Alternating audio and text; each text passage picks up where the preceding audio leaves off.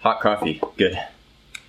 Hi there, Coach Sage Kennedy of the Sage Running Podcast, episode number 16 here with a take on the hashtag breaking 2 sub 2 hour marathon attempt, time trial, we'll say. I'm going to just kind of spout some of my own opinions, biased as they are. I think, it was a phenomenal performance, inspiring to see. Got a lot of people involved in running, and I think that's always a good thing with that kind of positive energy. At the same time, I'm going to be a little bit of critical. I don't like being, a hypocrite because, I had just opened my heart and said, how bad it feels to be criticized and bashed, especially for physical appearance. But, in your running career as well, because, people face criticism, and it's hard sometimes to objectively see things, and so we're all biased. I'm biased. I'll admit I'm biased. If I was sponsored by a different shoe company, I would probably be biased. A lot of people involved in this were sponsored by a certain shoe company. There's a lot of marketing initiative involved. There's a lot of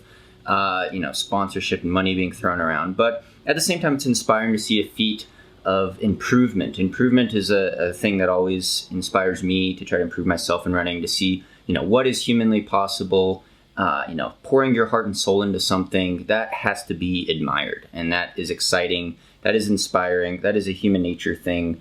It gets people excited about exercising and running and fitness, which is a great thing. And so what we witnessed just a little over 12 hours ago was inspiring. And if you don't know the results, you could look them all up. But, Kipchoge, he's the GOAT. He's the greatest of all time. He's the number one marathon runner in the world, hands down. He's already run 2:03, close to 2:03 flat on a certified course at London last year. Olympic champion in the marathon. He's been running for a long time. He's slaying these track times at 3K, 5K when he was 20 years old. And I think he's 32 now. So super experienced guy, trained super hard, mentally tough. Watching him run 2 hours and 25 seconds with amazing form, not slowing down that much in the last 10K, not bonking as much as myself and a lot of critics, including my old college coach, Rojo Robert Johnson of Let'sRun.com, as well as his trusty sidekick, John Kellogg of Let's Run, as well as exercise physiologist, guru, Steve Magnus, Ross Tucker, Science of Sport, had speculated, and it was hard to predict. Most of us said he wasn't going to come even close to the 2 hour mark. He came really close, and that was really surprising, I'll admit. That being said, the reason why I'm doing this podcast and the details is I'm going to analyze some more critical things of that performance and put it in context with other relative performances in my twisted mind. So you could criticize and take what I say with a grain of salt. Opinions are my own. And that's really the purpose of this podcast. But, we see with the other two main runners in this contrived time trial effort, we'll call it, they fell off a little over halfway. One of them is a half marathon world record holder. We got Tadesse. He, amazing running economy. They showed how, things were measured in the lab with their VO2 max running economy. Basic things. I'm sure there was a lot more extensive testing being done, and there was a lot of hype around new shoe designs by a certain rival company that I'm not even going to mention, because the whole thing did kind of run as a contrived ad, and there were these little side stories with showing footage in Kenya and Ethiopia, in Eritrea, where these guys trained and where they're from. And that was really cool to see. I liked seeing the background. I liked seeing the dirt tracks. I liked seeing the training grounds of where a lot of East Africans run, and seeing the deprivation that they come out of. Like Kipchoge, he's a total badass, because they say, he makes hundreds of thousands of dollars from winning major marathons, getting a big contract, which he deserves. He's the best marathoner in the world. But he still washes his clothes in a bucket. He still, lives like he lives way below his means, because he thinks, he doesn't want to change too much, because the almost like living in poverty, living in deprivation makes you stay hungry. It's about staying hungry, staying, focused on the goal. And you got to respect that. You got to respect someone who pours their heart and soul into it, trains hard. Mentally, he's got to be tough as nails. All these guys are tough at the top level. A lot of people said, well, it's not a real race. They're not going to have the crowd support. Crowd support doesn't matter. These guys could run monster workouts on a dirt track at 7,000 feet of altitude with no one watching. They could run in the middle of the night. They could run at 4 a.m. with just cows watching them. And they could push really freaking hard. So, the adrenaline of the crowd, it would help someone like me. I certainly always say in a real race situation around a track, especially it helps to have your family cheering and your friends and your team or something like that, your teammates, just random fans, the excitement, the noise. They didn't really have that. It was this long track. I think it was 2.4 kilometers around race car track, Indy race car track, and or Formula One, I should say. And yeah, it was very contrived, but was the temperature ideal? It was a little on the warmer side, I'd say. But there was not much wind. It started when it was just getting light at 5:45 in the morning, 54 degrees Fahrenheit, and they had this elaborate pace formation, and then of course the plugs for the special shoe designs, which I think is a little overrated actually. And I'll get into these details of what this means, but yeah, hands down, all the credit goes to the man that is actually in the arena, Kipchoge, and the other guys too. They finished 2:07, 2:14, I believe. But they did fall off a little around about halfway, 13.1 miles into the race. But yeah, Kipchoge running like a metronome all day, just faded a little bit in the last 5K basically. His form was amazing. His efficiency is amazing.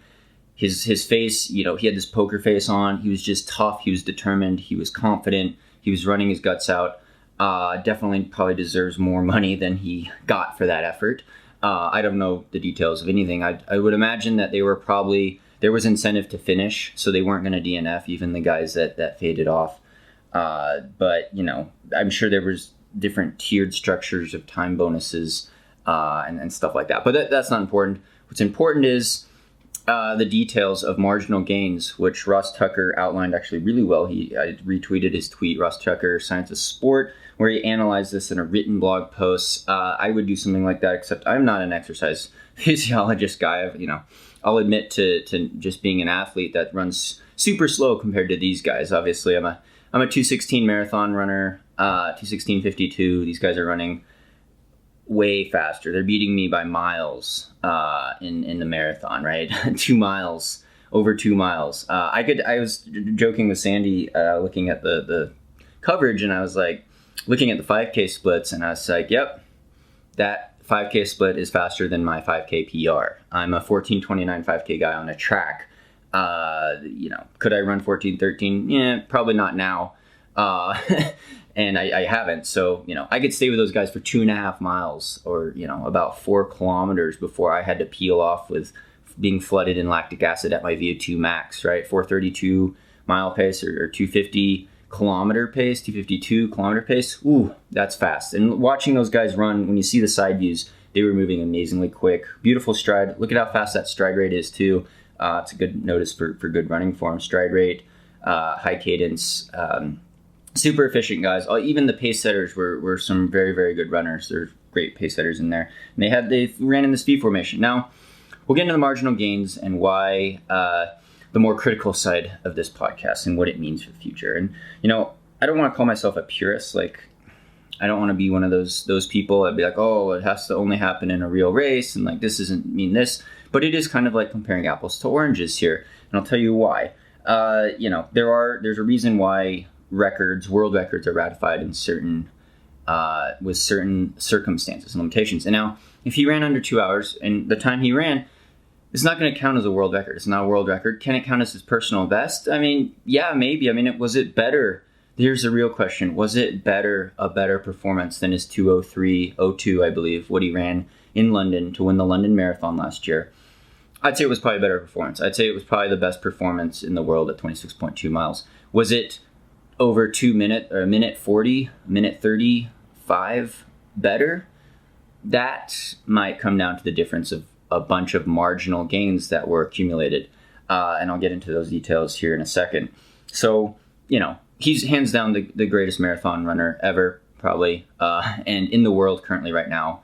On LetsRun.com, I believe they said no one could probably get within a minute of him in a real race. We're talking about running Berlin or London or Chicago, Boston, something like that.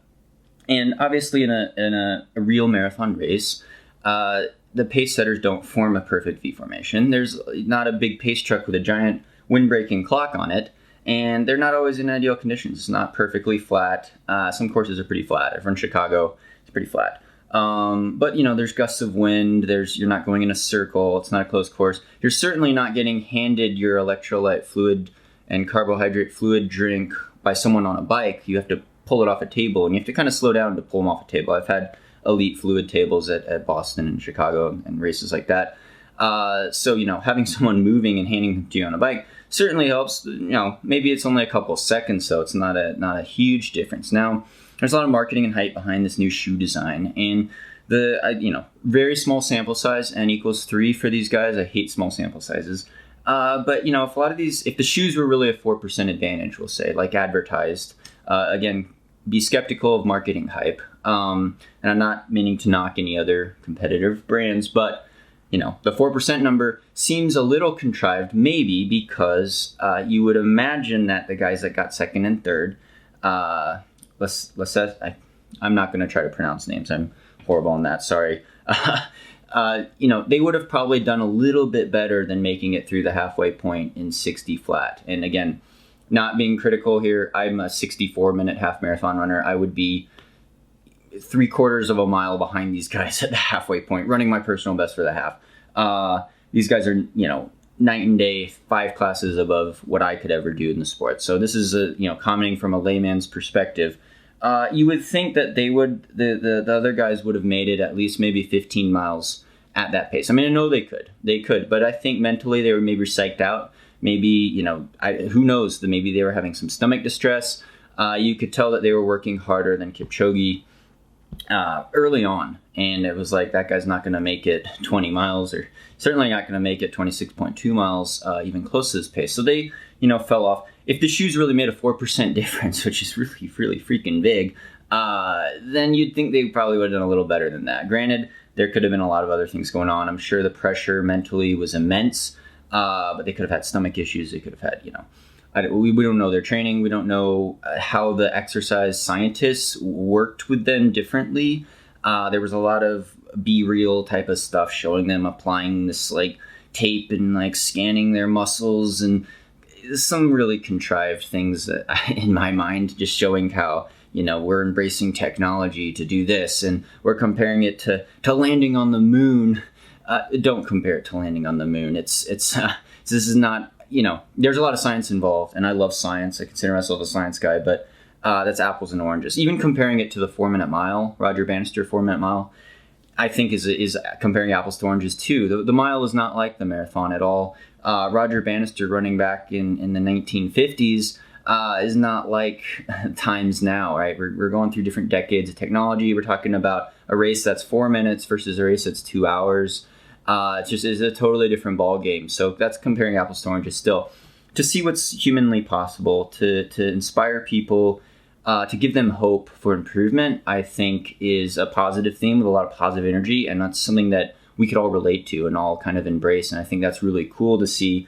But all the credit belongs to Kipchoge. He ran his guts out. He ran his heart out. He was super confident. He really wanted it. He fought for every second, and he's an amazing runner. He's a great runner, and I don't want to criticize the performance too much and say, well, it's not really this, but I'm probably going to come off a little bit as doing that, because it's kind of impossible not to be critical of all these marginal gains that we'll talk about now, besides the drafting and the fluid intake. So they're the shoes that we could say were not as big of a performance changer as we thought, maybe, but we don't know. The data's out there. I don't know how much sprint. I don't know the shoe design. I can't comment on that at all. Are they going to be approved for IAAF standards or the Olympic Games in the marathon? If everyone doesn't have access, if everyone in the world does not have access to certain modalities or certain products, it starts to become an unfair advantage. Whether or not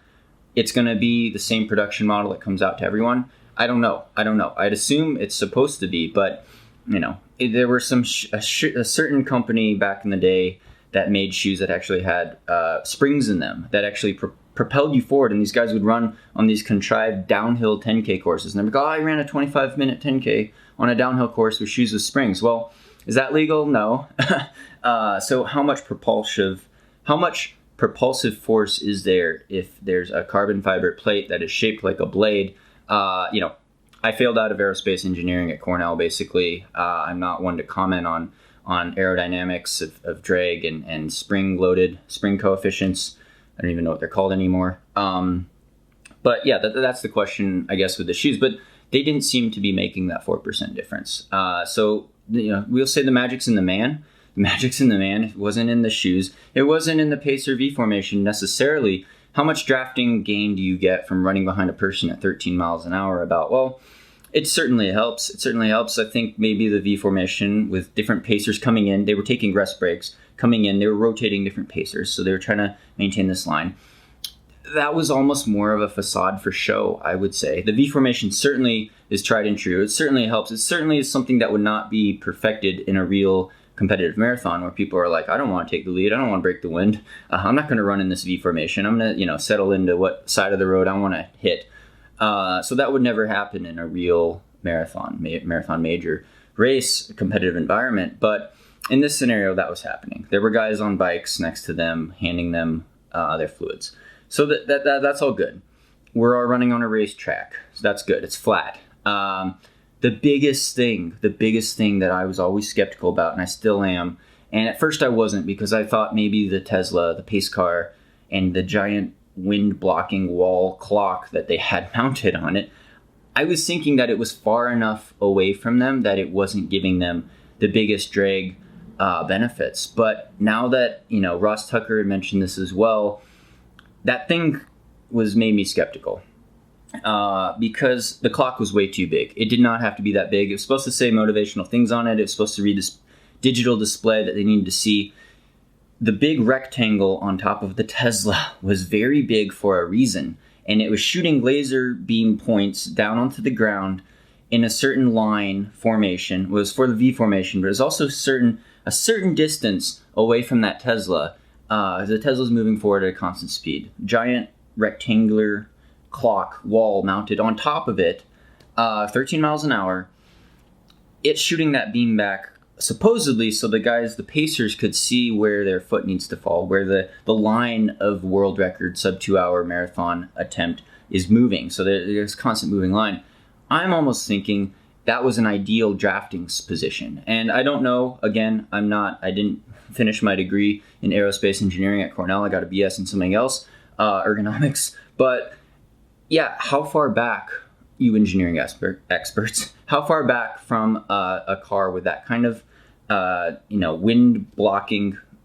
essentially wind blocking apparatus on it, how far back from that car would those guys need to run to get ideal wind braking, minimize their air resistance, to make it easier for them, basically. I thought maybe, I was like, they're not right behind it. But then I thought, well, did they really have to be right behind it, right? Usually in wind tunnel effects, you see things with, there's some turbulence right behind a car, right behind a truck or a train. But if maybe you're running 100 feet behind a pace car with a giant wall on it, and you get better wind blocking effects from it. And that's the real question is, how much did that gain? Was that a second a kilometer? Was that 2 seconds a mile? I don't know. But that was something that I was always really skeptical of, and something that you would not see in a major marathon. And I do have pace cars, they have motorcycles and bikes sometimes, but that giant clock, I think, was contrived. The design of it was very big. It was very intentional. Why the Tesla wasn't on autopilot mode, driving at a constant speed, is beyond me. I was thinking that thing was on autopilot and it was going the perfect speed, because they did have some 5K splits that deviated by 5 seconds. And at that level, you don't want to deviate by 5 seconds for a 5K split. And I was thinking, like, gosh, they have this car with a laser. Why, how is there any deviation? These guys are running on the laser line, basically. I don't see how they could be 5 seconds off per 5 kilometer. That probably did not help Kipchoge.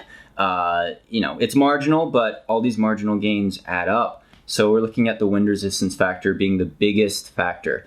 The other final note, and I don't mean to shed, criticism or skepticism on the athletes too much, because they work very hard for this. They're very talented runners. We can't make any accusations. This company has a certain history with gray area performance enhancing substances, as well as illegal performance enhancing substances, which they may or may not have put behind them. How extensively were these guys tested for PEDs? How extensively? We know a lot of East African runners, the best marathon runners in the world, run clean. They definitely run clean. We know some have been busted for EPO and other heavy-hitting performance-enhancing drugs, right? So we don't know. The data is not there. The test, I believe in the human potential and the spirit. I think a clean guy could run these amazing performances, and I put my faith in a guy like Kipchoge, who seems to be a very honest, hard worker. But that being said, there is some light being shed on how many professional athletes in all endurance sports are pushing gray area substances, but also crossing over into things like heavy hitting things like EPO. We've seen this in cycling a lot, for example. So I would just like to see more transparency with biological passports, with actual real drug testing. We know these guys are getting pricked in the lab all the time for lactate values and running economy and VO2 max and their efficiency and their metabolism and their sweat rate, how much sodium they're losing. So, let's see full transparency of training leading up to these types of events. 2 to 3 months out, when you're training really freaking hard and getting the big benefits, let's see all the blood profiles. Let's see all the data. Let's see the data before and after the race as well. What's the hematocrit number on there? What's the reticulite count? Just to make sure. Let's see let's see a list of prescribed medications, right? Just so there's full transparency. And heading into the future for these events, I'm a purist. I like London, Boston, Berlin, Amsterdam, major marathon, New York City. They're fun to watch. It's like a chess match. They don't always yield the fastest times. Weather throws you for a loop. The hills throw you for a loop. Erratic pacing and surges throw you a loop.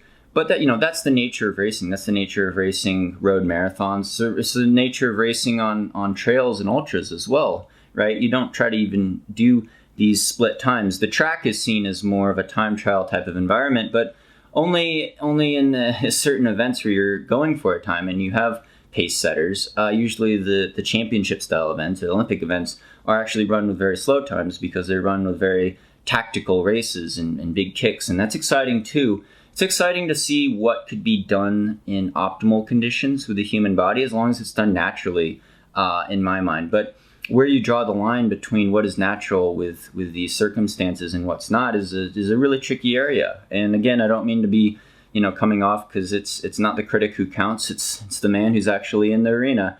And I don't mean to be a hypocrite on this either and be skeptical or take down the amazing performances that these guys ran and the idea behind it and the inspiration that we could get out of it with their beautiful running form and the possibility of what a human could do when everything is ideally matched. And the mental aspect and the running with heart, running with soul is something that is inspiring for all of us, and it's something that the progress and improvement is something that's always inspired my own running career.